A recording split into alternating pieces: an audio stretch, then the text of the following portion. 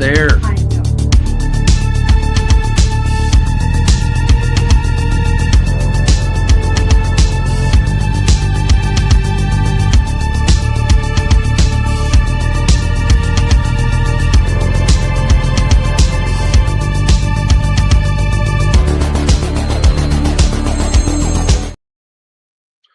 Hey guys, welcome back to Within the Cauldron Lessons Told. I'm Nico, and this is Chris. Hello, hello. How's everybody doing? I'm doing good. How about yourself? I'm doing fine. Doing fine. And we're talking about divination today, aren't we? Yeah, yeah. I think I heard rumor of bones. Yep, yep. Yeah, We're doing some bones today.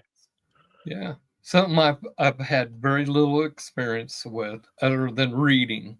Hmm. So, hey, what can you teach us tonight? Well, I want to start. Didn't somebody? We have a birthday in the group, don't we? Oh, yeah, yeah. I like to say happy birthday to a faithful listener, Denise. So happy birthday, Denise, and Happy birthday. may, may everything be a blessing for you. May you enjoy your day. You know, and hey, blessings to you. Yeah. So with um the divination that we're gonna start with is osteomancy, sometimes called sortilege. Casting lots, charm casting, or I've also heard the magpie oracle. They're a tossed divination, usually done on a mat, and these can comprise of stones, bones, dice, runes. I've seen tiny tarot cards, charms. You name it, you have it. Anything around the house, you can throw it, you can read it.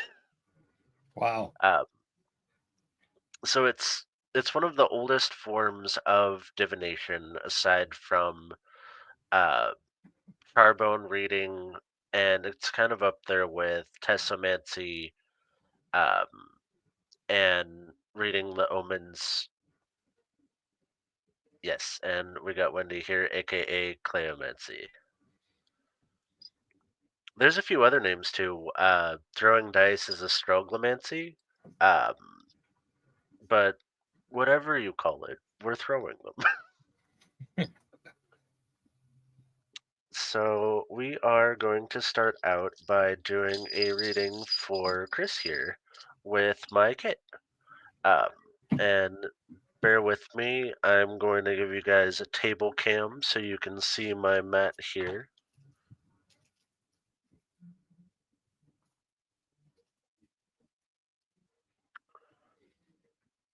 All right, and then I have my kit here.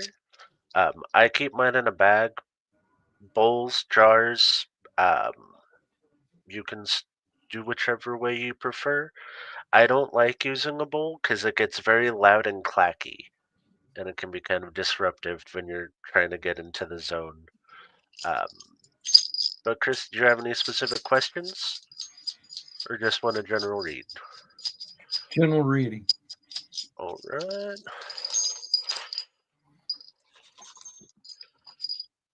go, and my pointer here.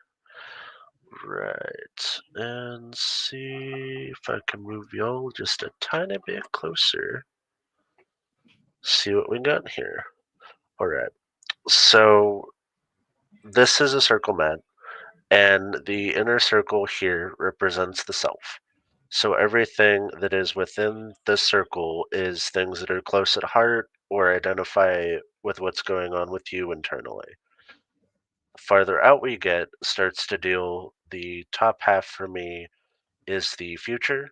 So these are things that are coming into play, and then things on the bottom here are past issues or things that have been resolved. And we have quite a few charms. I still have charms left in here. I've seen people do, you can sprinkle, some people through the entire charm kit. Some people grab a handful, sprinkle them around. It's all personal preference. Um, and it kind of depends on how you read and possibly the tradition you're reading out of. Um, so here in the center, we have um, the Mary Charm, which it relates to love, compassion, and faith, which does not surprise me that that's a core focus for you.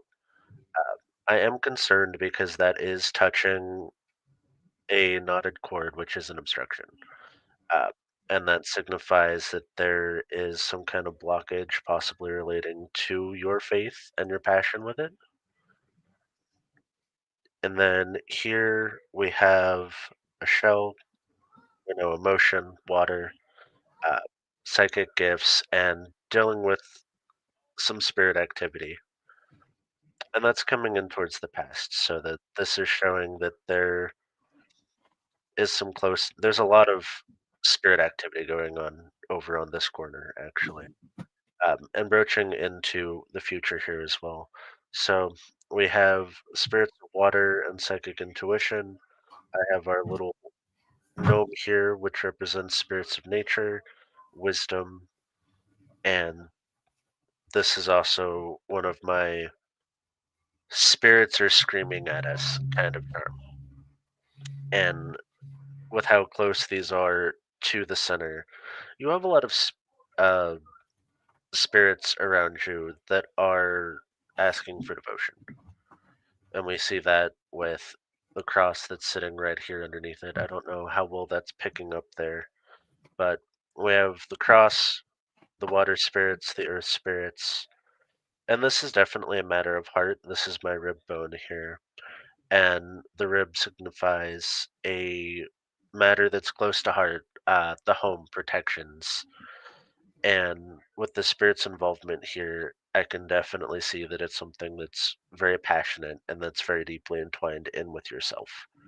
Um, and then we also have nutmeg here, which is another sign of love, protection, and abundance. And that also is tying in here with the spirits. And then we have this little guy. So, black button in my practice is generally something that's used to remove negativity. Now, in this, it's representing a possible block or a family member that is coming along with this. And I don't know if somebody's interrupting your time with the spirits. I feel like that might be the case. That you're being pulled away from the time that you would normally allot for the spirits. And then we have the root, which is can be quite literal, which is like, we're rooting to the earth, grounded.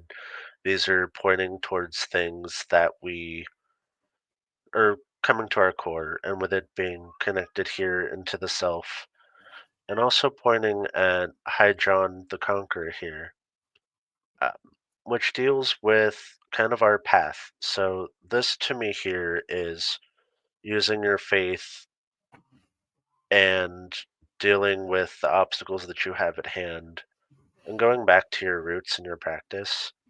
And that is going to unblock your path and really bring you back to your true strength and potential. And then coming up on the left, more towards the present here, we have apricot seed, and that is new beginnings. And new beginnings, love, and warding off negativity kind of still clumped in here with this breakout. And then we have an acorn back here behind the vertebra here. And that also calls back to that strength and new beginnings and fertile prosperities. And I think that's coming into play with new opportunities that you're facing and that you're kind of in this period of transformation. And I can definitely see that with what we have going on within the cauldron. Like things are definitely moving for us. Yeah. And then the vertebrae are a symbol of movement. So this is not only the backbone of somebody and like kind of their core, but this shows us the strength and where things are moving. So our new beginnings are moving, and our new beginnings are moving in with family, with spiritual protections,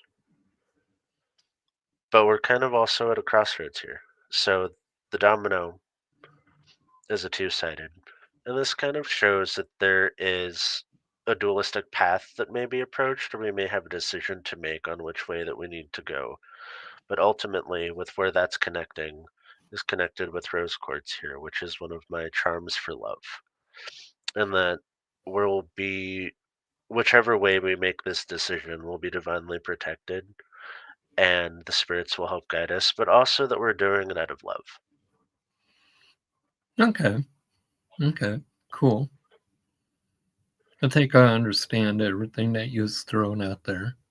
I think. See if we have any sneaky little guys. Think that is most of the charms I have here. Good. No sneaky. No, nothing sneaky. I Hmm. am curious about what the spirits mean by you returning to your roots to get back to your strength. I think you might be in the same boat as I am, where I've been talking a lot, but I haven't been doing a lot of practice, if that makes sense. Yeah. Yeah. Yeah. And I had a similar reading where I got called out by the spirits for not putting my hands where my mouth is. And it's like, you talk a lot about this, but where is the practice? Where is the offerings? Why are you not doing it? Baby. My dog is wanting up here. Here she comes. Uh-oh. And for Yeah. those, Say hi.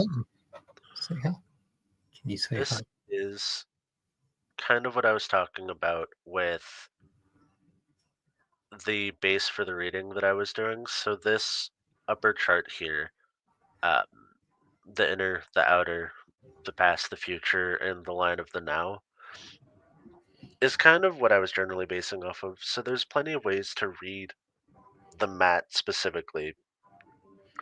You can read off of a square and quadrant into four, and you can take that up into eight. I have a chart that takes things up into, I believe it's 32 sections. So it starts out with the four corners and then the elements, and then it switches, and then we branch out until we get to individual problems.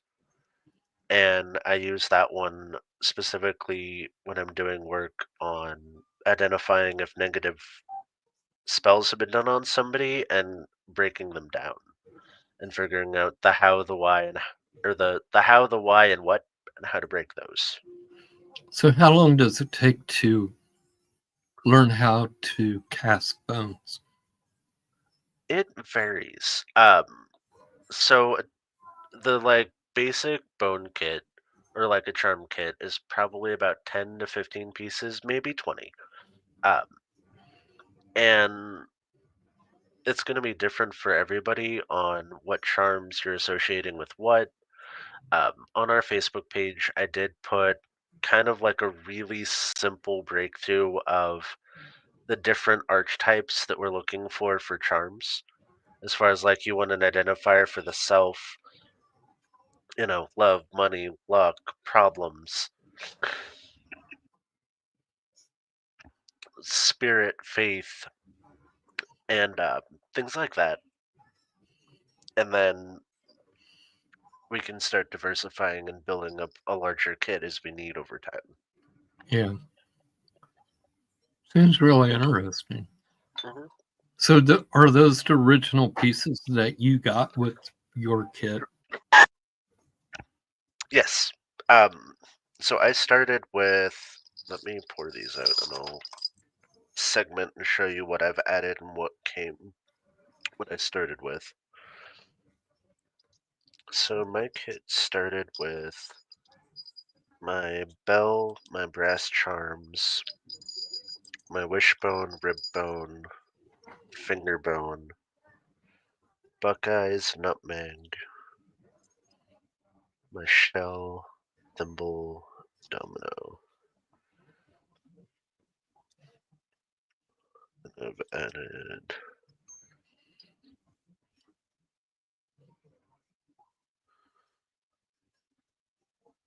so this right here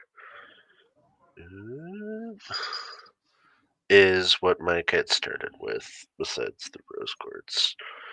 So my kit started with my faith medallions, my ancestor bone, wishbone for hope, new beginnings, nutmeg and acorn for strength, new beginnings, nutmeg for love, divination. The bell is spiritual communications and being alerted to things. The rib bone is for matters of heart. The domino is kind of our crossroads piece. And then the thimble is reminiscent of the cups in tarot. It also signifies protection as a shield and dealing with emotions. The shell deals with a lot between psychic energy and divination, spirits. And then the Buckeye here is gambling, luck, and sometimes a blockage. And then I've added buttons, coins, uh, coffin nails, black and obsidian, and clear quartz. So I've added buttons, pennies, coffin nails, a key, clear quartz, a small obsidian, some buttons, a red stone for passions, another shell for some more water energy, Hydron the Conqueror, my nature spirit, a ring for love, my obstructions, and then I have a little skull over here that you cannot see. I got my little skull charm to represent new beginnings, Okay. death, and then rabbit's foot, of course, for luck and speed. Okay. Okay. So you've been doing this for a while? I've been building and reading this kit for about a year. It was something that I was really interested in. I'd had a bone reading done with just a straight bone kit, and I fell in love with how intuitive it was and absolutely loved the process. And so I sought out starting to procure my own set. And I asked a friend who was a root worker to help me start a set because I wanted to. Um, well, I can get the bones. I was trying to get some diverse pieces and kind of build a universal set because you can build sets that are meant to do specific types of readings. So you can build a set that's geared towards love or money or the when people are at that crossroads moment of like what's going on and how do I break out of this cycle or what's the answer to this, Yeah. or deity kits. And you can also do what's called lithomancy, which is a similar process to this, but lithomancy is done entirely with stones. So you read stones and they have different elemental signifiers representing planets and different personality traits. And that is another thing that you can do as a toss divination. Um, there's a I have a local reader who does it, and then there's a guy on TikTok that is very well known. His name is Thumper Forge, and he specifically does lithomancy as his preferred divination. Wow. That's pretty cool. Now I've heard of casting bones. Hmm.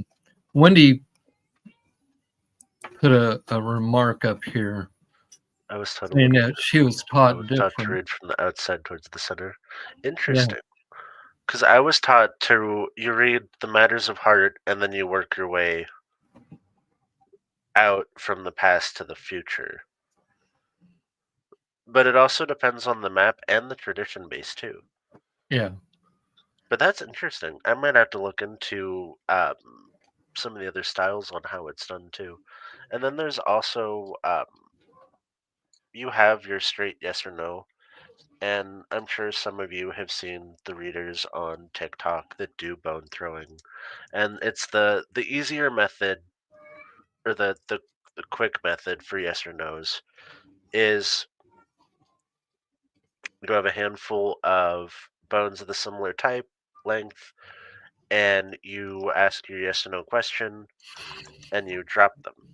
And then if they touch or cross, the answer is a yes. And if they are spread apart, the answer is no. And you can kind of get a gauge on how strong a yes or no is based off of how many bones cross or touch or how far away they throw. Um, Cowrie shells are also read in a similar manner to that, up or down for the cowrie shells. And then Europeans in some northern traditions also read crossing iron. Give me a piece of butterscotch candy. So they will same setup, except they're throwing like large iron nails, like horse nails. And then if they cross, yes. If they don't, no. Oh wow. Okay. Okay. So, is there a wrong way or a right way to actually do this? You know, Not to pass. really. So it's a very fluid system, and you can make a kit out of pretty much anything you want. You can make a kit out of like miniature doll pieces.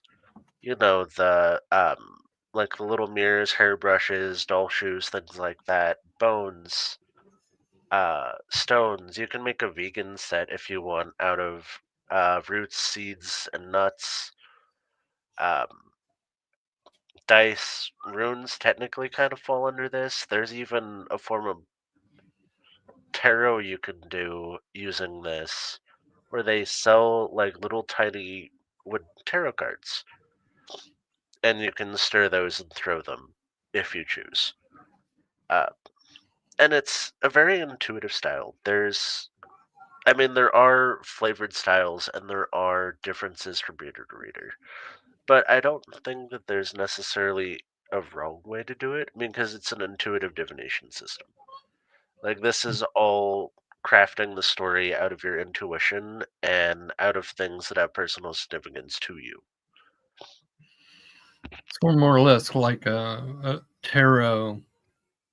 Where Yes. your intuition really plays a big part in how you perceive the cards or Hmm. how the spirits are perceiving the cards to you. Yeah, I Yes. think that's true. Tarot have more structure as far as their imagery goes, and that's not saying that with bones that depending on the basis of your system, there absolutely is kind of a structure on like these are the key points and charms that we're looking for, and then like hoodoo has specific charm pieces that may be included in their kit versus another tradition where they may have different bone pieces because they're significant to their culture and for that style of reading.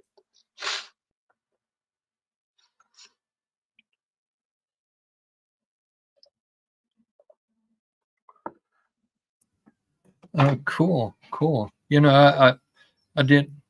I guess I did realize that there was a lot involved, Mhm. but yet then again, it seems complicated. Is it complicated to read bones?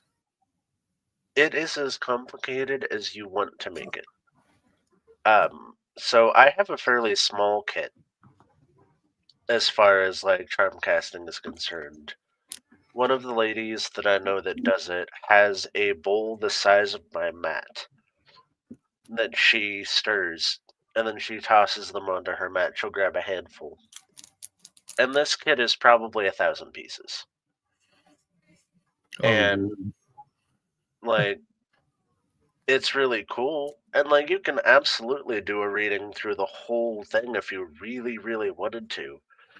But we're talking hours of like crafting this story together. And then there's a certain point where if you're doing I'm comfortable with the size of kit that I have. I have a couple pieces I want to add, but I have almost what's a pretty good like universal kit for me. I need to get a justice charm, an eye charm, and a sword charm, and maybe a mirror. And I think once I get those charms, I'll pretty much have a universal set. I have love charms, I have elemental charms, charms for different spirits, and bone signifiers. I'm pretty happy with where mine is, but absolutely, and you can definitely have multiple sets too.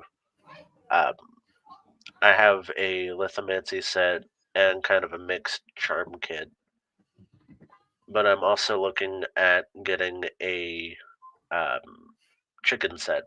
So chicken foot, chicken neck, wishbones, wing bone, thigh bone, Oh, and scare the hell out of the Christians, huh?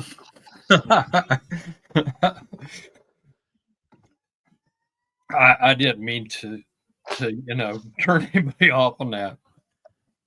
yep, Wendy is right. Yep. And dominoes is another form that can be cast. You can absolutely read dominoes. I do have a singular domino included in my set. I'm trying to teach myself to read dominoes, but I haven't finished that one yet.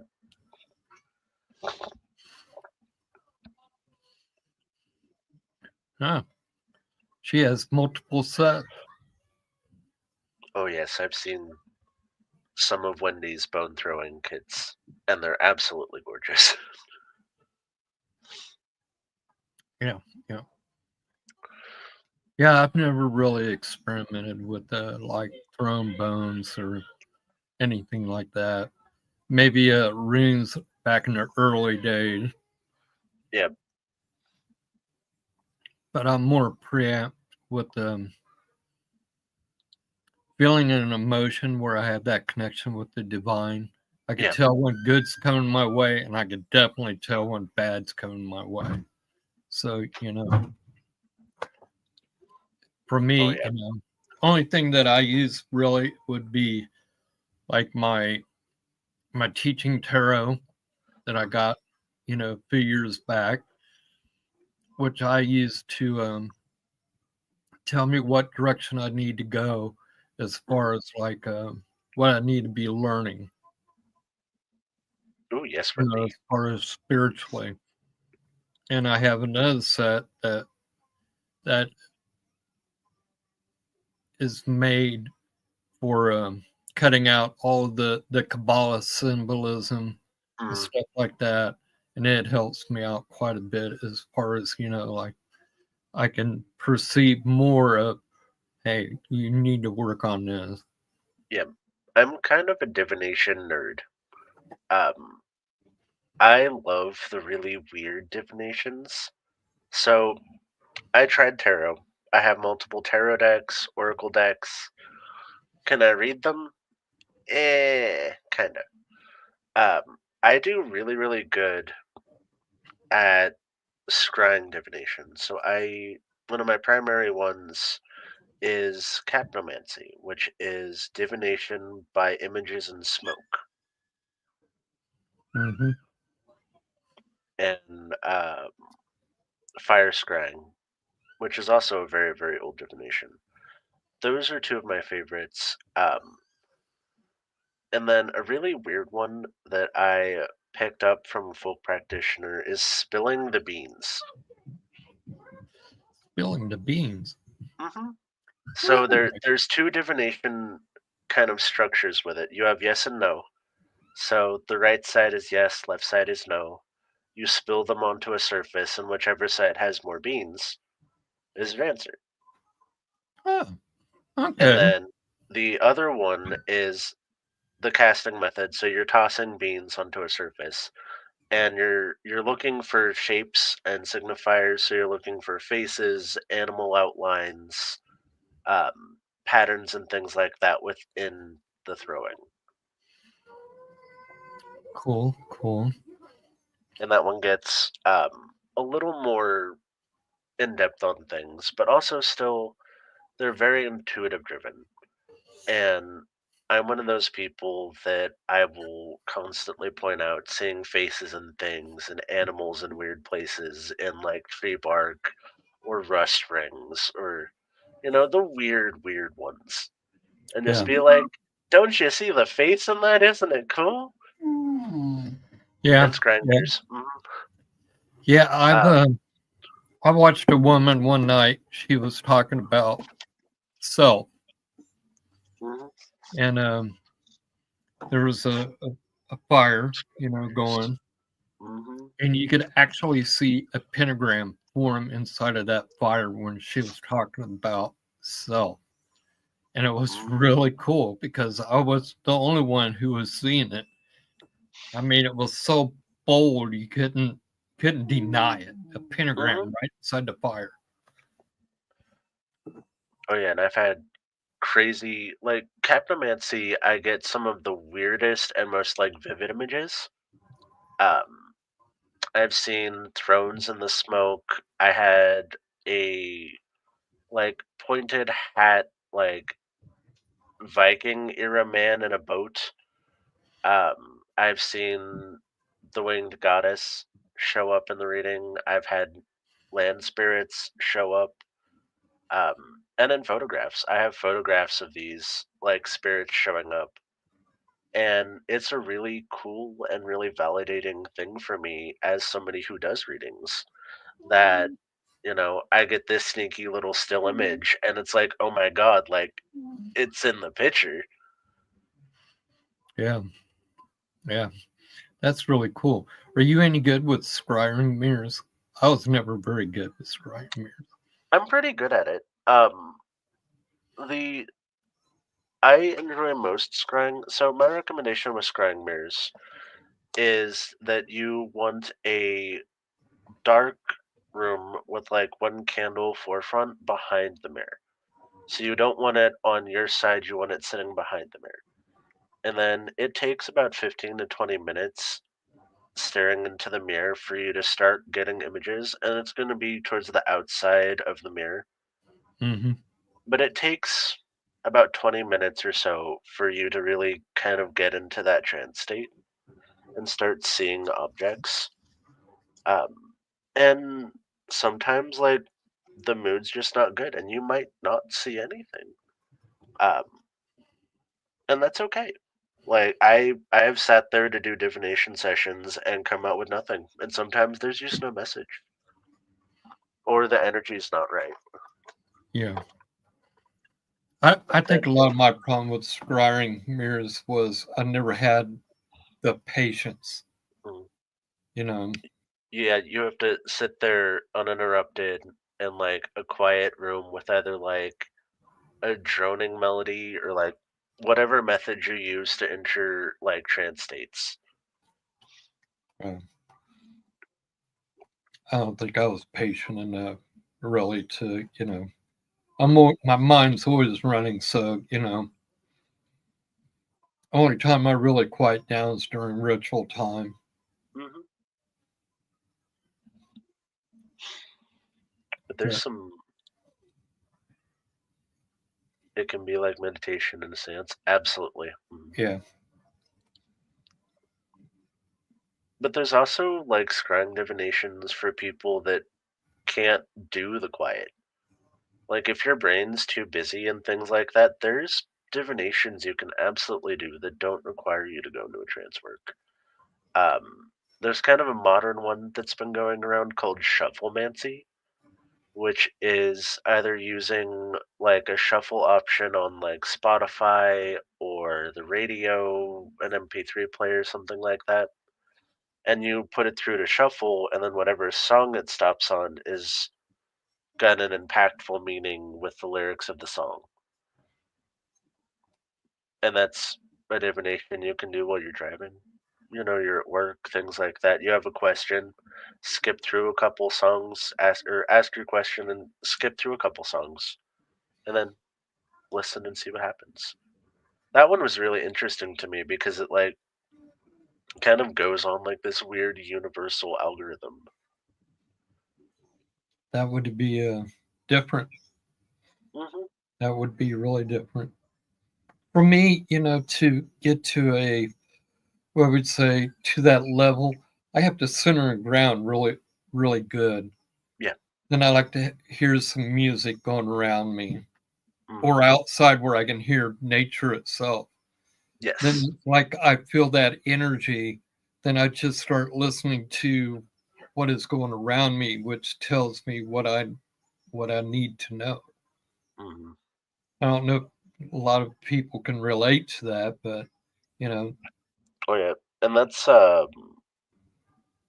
its own form of divination too. Is um, I call it watching the signs and omens. It's observing animal behavior and like looking for animals in weird, or I shouldn't say looking for, observing animals in unusual behaviors or weird places. yeah, Because like if you live in an area like out of town and you have deer come into your yard every 5 minutes, I'm not gonna count seeing a deer a sign when they're there all the time. But if you get that animal that's like, "I've never seen that here before. That's really weird." yeah, yeah. I And imagine it is. It's like for me, if I'm going down the highway and I see an eagle fly across, I'm taking yeah. that as a good omen. Mm. Oh, yeah. Eagles, hawks, those are good omens for me, or messages from spirit. Owls are kind of a mixed message for me. Yeah, So they're like a messenger from spirit that's screaming, but also like Southern folklore says an owl hooting outside your window at night is an omen of somebody passing. yeah, Or somebody will be soon passing. So it's like a conflicting thing where I'm like, do you got a regular message for me, or am I waiting to hear about somebody kicking it? Like, don't be the latter. yeah, yeah. I can understand that. Hmm. Yeah, we I'm like, had a horn owl out in Colorado that landed up on the top of our house, up on the point of the house, mm, and my my father-in-law died shortly after that. But yep, before that, this one guy that was living with, excuse me, he was like, "Oh, Chris, this is a bad omen. Somebody's going to die." And yeah, I'm like, "Oh, no." And this was during COVID. Then mm, maybe like 6 months later, 5 months later, death came. It was kind of one of those things where you're like, "Oh God, don't be telling me that." yep. Another bird omen is when a bird hits your windows and passes away. It's a symbol of either trouble or death coming as well. Yeah, Um, and I've definitely seen that happen. Um, and I mean, there's a level of discernment, I guess, of understanding that sometimes weird things just happen, but also like sometimes, okay, that really weird thing really is a sign. And I kind of go by the rule of three. Uh, First time's a coincidence. Second time suspicious. Third time something's definitely going on. yeah. Yeah, it's like for me, I kind of get freaked out. Like if I'm going down the road and I come close to hitting a bird with the car, I kind of freak out because to me, if I kill that bird going down the road, that means death is coming. Mm. I mean, I could really get freaked out on that. And the same way with the bad luck with the bird coming into your house. Hmm. If a wild bird comes in your house, it's just, oh, you might as well just give it up. Something's going to happen. Say Another the animal one words, like do that. your prayers, light up the incense. Hmm. Do Yeah, our mitigations. Another yeah, one like that. Spiders. There's a folklore that killing a spider in your house is to end finances or opportunities that are in your house because the spiders work hard in your house. They provide a service. yeah. So if you end the spider, they're collecting and harvesting things in your home for you. And I always joke saying that I don't let things live in my house that don't pay rent. Spiders And too. my husband jokes that the spiders pay rent. And I Yeah, was like, once I start seeing change in the cobwebs, I'll agree with you. yeah. They do though. Hmm. They keep out the pest. The pesty Oh, yeah. insects. And if I get a nasty big one, I'll scoop them up in a cup and I'll go take them outside. Thank Yeah, them for what they're doing and tell them that they can enjoy the garden. But the other thing I've heard with spiders is that spiders are cognizant enough to observe a human's routine. And if you see a spider, you have broken your routine and you are interrupting the spider's time. yeah, So don't be mad when you see the spider. You're doing something different. yeah, It's there because it's supposed to be its free time. yeah. I can agree with that. Yeah, yeah, yeah, yeah. I think I can agree with that. It was I was interesting. always There's taught, don't kill them. You know, Yep. Mhm. just if there's a black widow or something, get rid of it. Put it in a jar, take it down the road, Mhm. drop it off there. You know, Burn the egg sacs.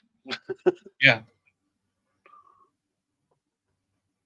Wow, you got a kitty cat. Yeah, this is Annabelle. She's my familiar. Yeah. Come on.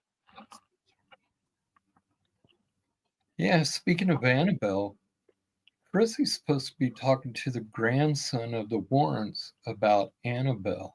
Hmm. That's going to be really interesting. Which I'm a huge fan of. Yeah, but I hate haunted dolls. They scare the bejeebie out of me. I have a love hate relationship with them. But I loved the Annabelle dolls so much that I named my cat after her. Yeah, yeah, um, yeah. It's like these dolls, haunted things. They're It's like I vessels. did this. Yeah. I It's don't think it's really so much fear. I think it's the great respect of, oh, you can really booger me up, and I won't see it coming until it's too late. You it's know, the yeah, it's the horror movie trope of this cute, unassuming thing could be harboring something possibly malicious or just something unknown. yeah. Um, and the unknown scares people. But um, after previous experiences with haunted dolls, I absolutely ward dolls and prevent spirits from entering them. I don't mess with that anymore. I'm not Um, leaving an empty doll around. I remember when Amy and Amber had some porcelain dolls. They got them for Christmas from my mom. And you know what? Those dolls gave me the willies. And this was back when it was really little. And I'm sitting there going, oh, you guys got to go. I kept on putting them into their closet. So when I would take them to bed, I wouldn't have to mess with them or, be in their visual. But it seemed like they was always staring at me.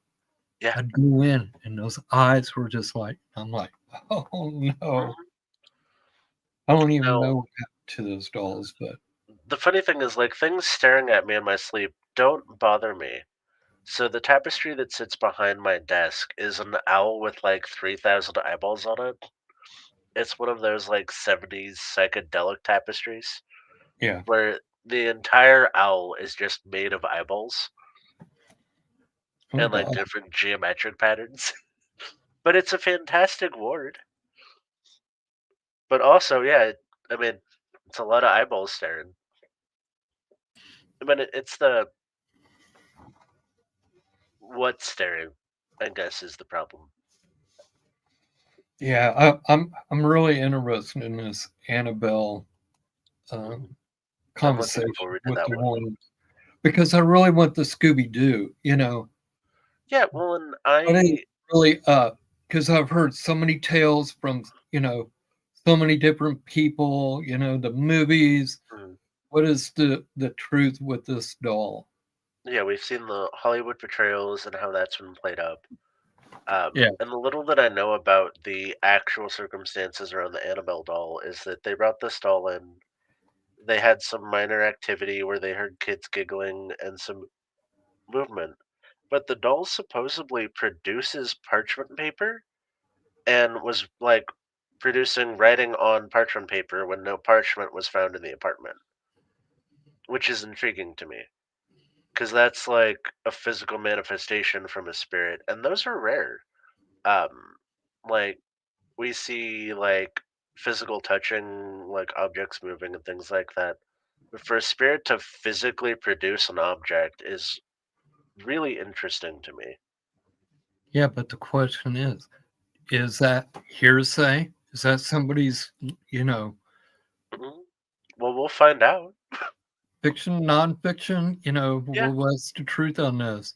You know, Mhm. Well, yeah, the it's things like that. What does this doll actually have to do with the Conjuring House? mhm. You know, is that Hollywood or is that based in truth?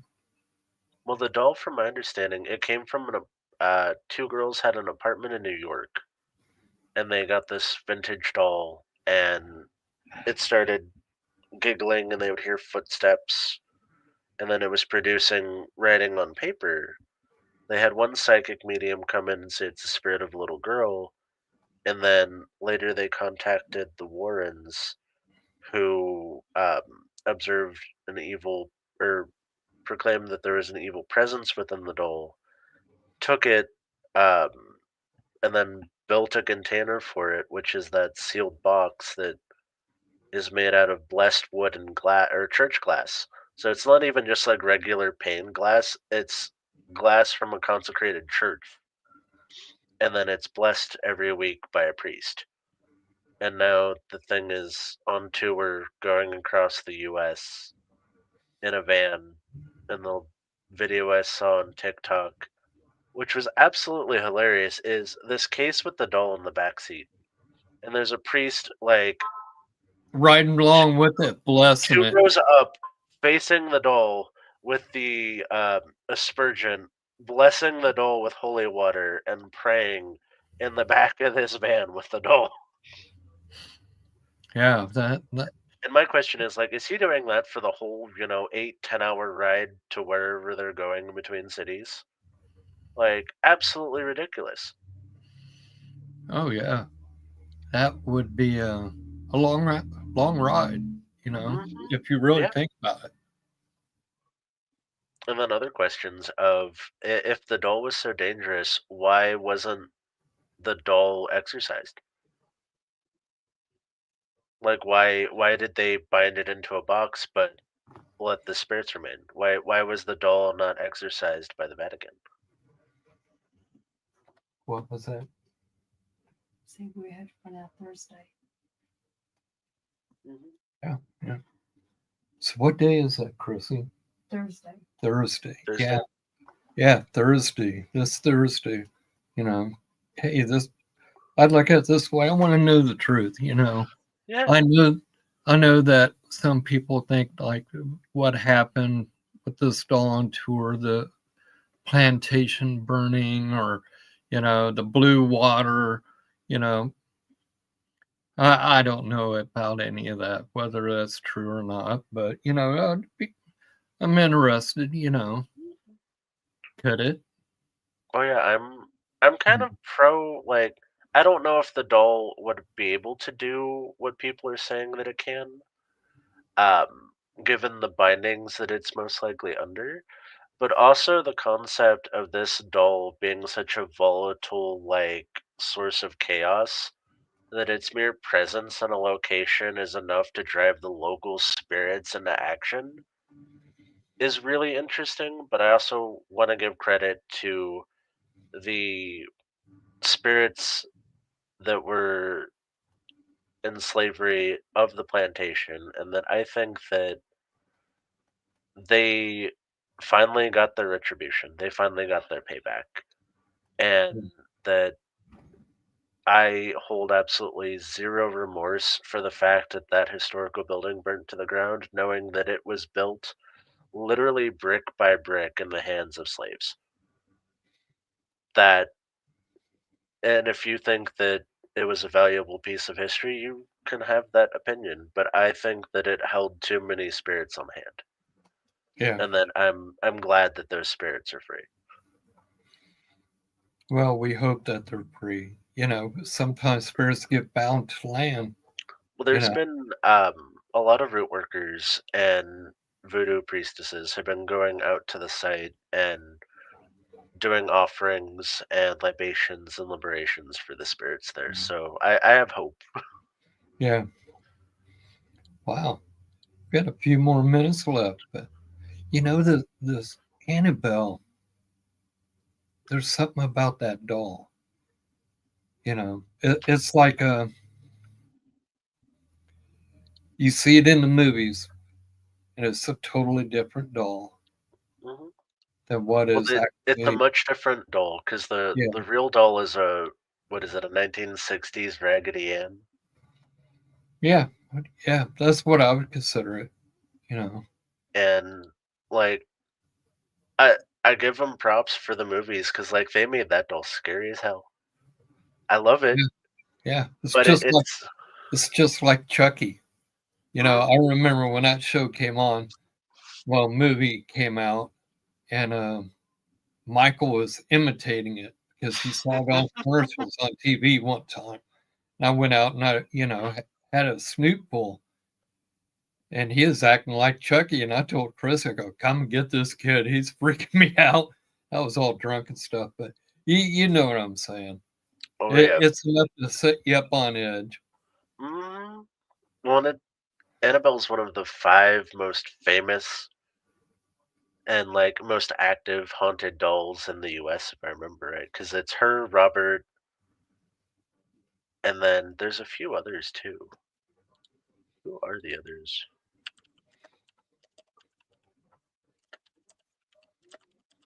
I'm surprised that that puppet that Charles McCartney McCarty or something like that. They had that.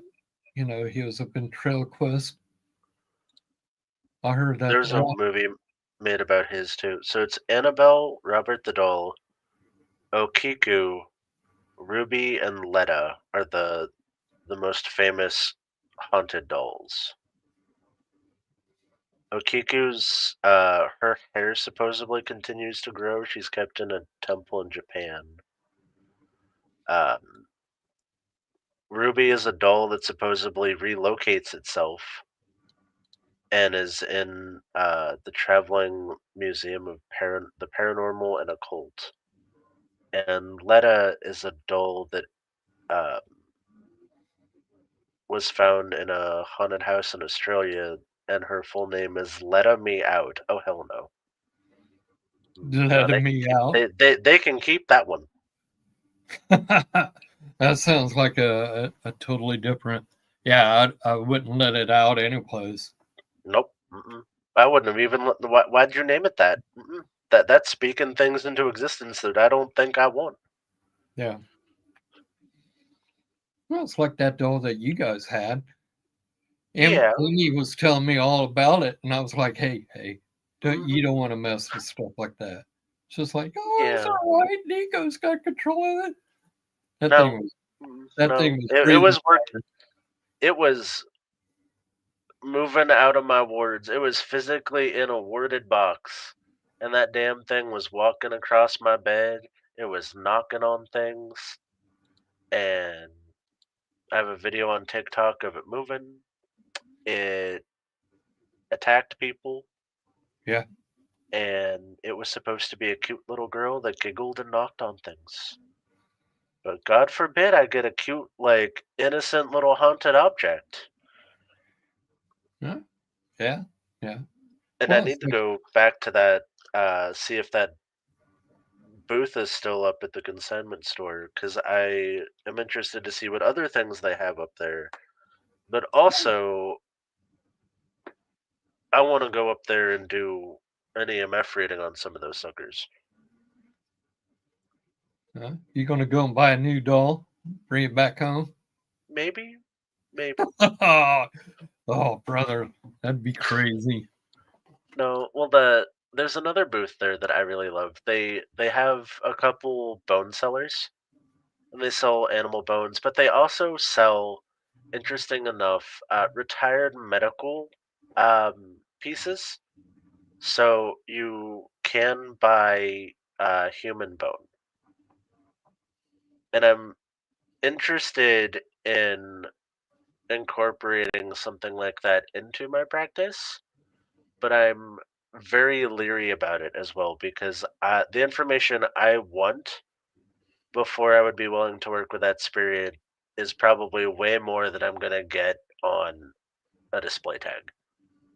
Like, I want to know who they are, what they did, how they passed, like, what kind of person in life they Mm, lived good luck. Probably somebody before. went into a graveyard and stole it. My luck, it would most likely be like remains from like the criminally insane graveyard or something. Yeah. Like, that would be my luck. Well, usually bones are donated, through the science world. They're I, generally I've unclaimed and had a things couple like of that. friends, an uncle donated their body to science and they, Hmm. sell skeletons and, you know, go and Oh yeah, take whatever they want. But yeah, that I don't know about that, Nick. I don't know I if don't. that'd be a good idea. It's a curiosity. I don't know if I'll ever do it, and they're not cheap. They're not, and I'd be Yeah, happy with replica. Like if I got a 3D print, I think I'd be happy with that because then I can put what spirit I want into it. I don't have to worry about who's attached to it. yeah. Or Well, maybe I'll stick with my animals. I,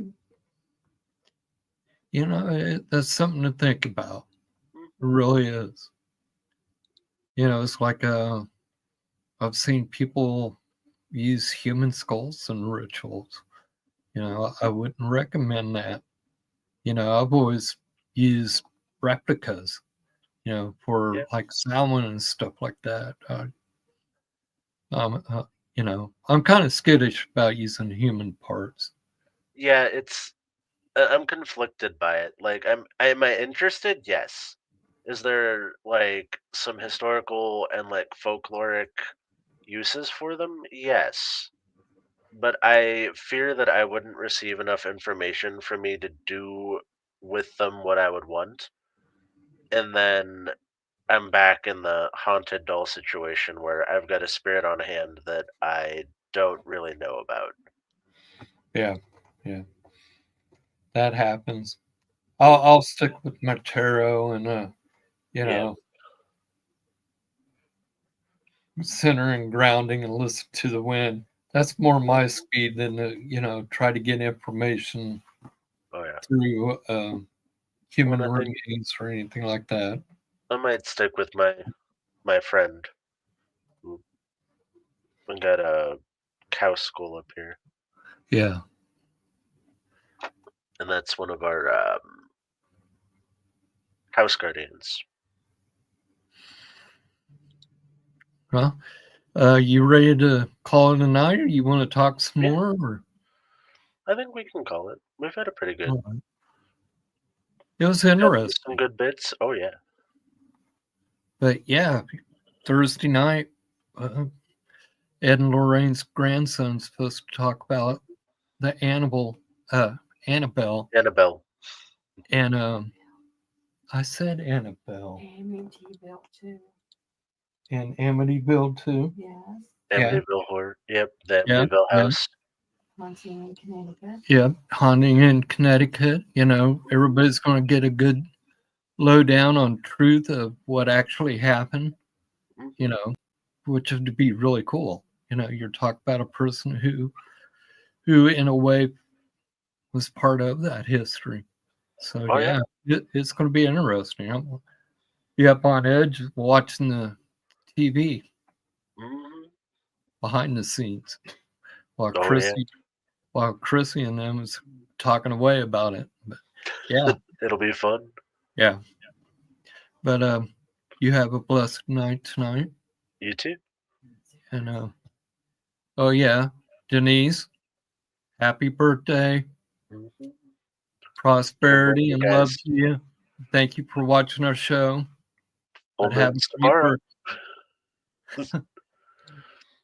Take care, everyone. Blessed be. Blessings.